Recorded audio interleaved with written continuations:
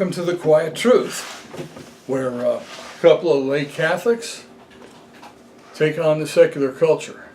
And today we're going to talk about how we began to take on the secular culture in this episode, 0, The Origins of the Quiet Truth. You know, Peter Parker famously was bit by a radioactive spider. And Superman, of course, he had Kryptonian parents. Herb and I used to hang around and volunteer at the Apostolate of Divine Mercy in South Bend, Indiana. It's a really terrific pro-life organization and one of the most effective at doing what they do. They, through a combination of prayer and sidewalk advocacy, investigation, and legal maneuvering, they actually shut down the only surgical abortion clinic in that part of the state.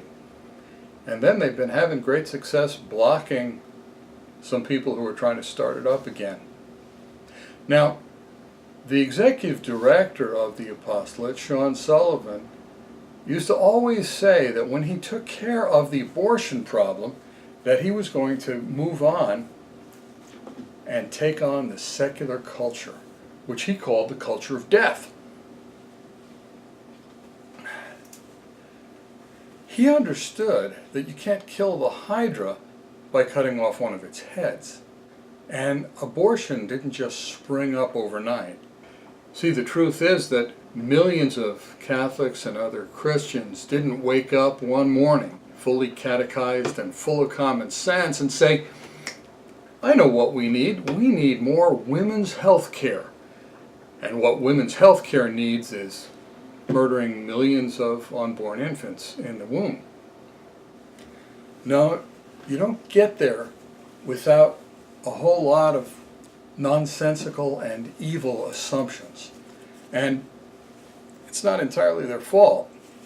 We have this culture that's been softening us up for abortion and feeding us a lot of lies and nonsense for decades, until we finally come to this version of the culture of death, which is really something nasty. Well, a while ago, I found that my quest to support my family took me hundreds of miles away from the Apostolate of Divine Mercy, so I couldn't really be as helpful there as I had been in the past. And I decided, as I looked for something to do with my free time, that I would take up Sean's challenge, that Herb and I would challenge the culture of death. But how to do that? We're really not suited to preach the Word of God. We're not qualified. We're not theologians. And as much as I'd like to start an entertainment dynasty and have fictional works and movies and music that would challenge the assumptions of the secular culture, don't have the money, don't have the talent. And as much as I'd like to rewrite the K through college curriculum that's used all over the United States, even in Catholic institutions, and just redo the whole thing to get rid of the errors and the lies, I'm not sure I have the time or the energy or the concentration for that. So we picked something manageable. What if we were to select really popular ideas that are revered by the secular culture and just contrast them with natural law, common sense, and the timeless moral teaching of the Catholic Church? It's no contest. The secular culture, the culture of death, has on its side, lots of money, lots of voices, lots of slick production values, but when it comes to common sense, accord with the natural law, or even just any kind of relationship between what they think and human happiness and human purpose, it just doesn't work. So, I've actually been preparing this for my whole life. I started thinking about how to solve all the problems of the world as early as 1967. And after 4 years of high school debate, I attended New York University and made a serious study of politics, economics, and philosophy for the stated purpose of figuring out what to do about the state of the world.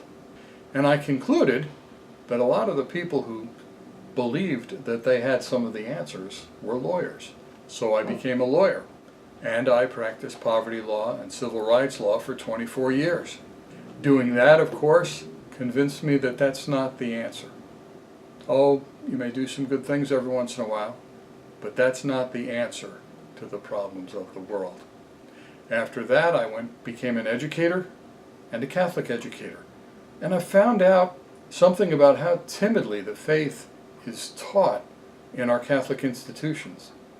And I was shocked to find out that our Catholic colleges and universities have mainly surrendered to the secular culture, giving in to agnosticism, hedonism, rebelling against the church, and really giving up on the concept of objective truth. So, what do we do about it? Well, when I get home from work, at the end of the day, if I don't need a nap, I get together with my technical whiz, my son Herb, and we face down the culture of death. We identify, we analyze, we compare, and we try to help. Thank you for your kind attention. Oh, and P.S. before you go, The Quiet Truth now has a webpage, thequiettruthcatholic.wordpress.com. Check it out. Look at some of our written materials and look at the way we've organized the job that we're doing. Also, below on your screen and also after I finish speaking, you'll see some links to the Apostolate of Divine Mercy. Those folks could really use your prayers. They could really use your help in any kind of way that you can offer it. Thank you again for your kind attention, and I'll look forward to talking to you again.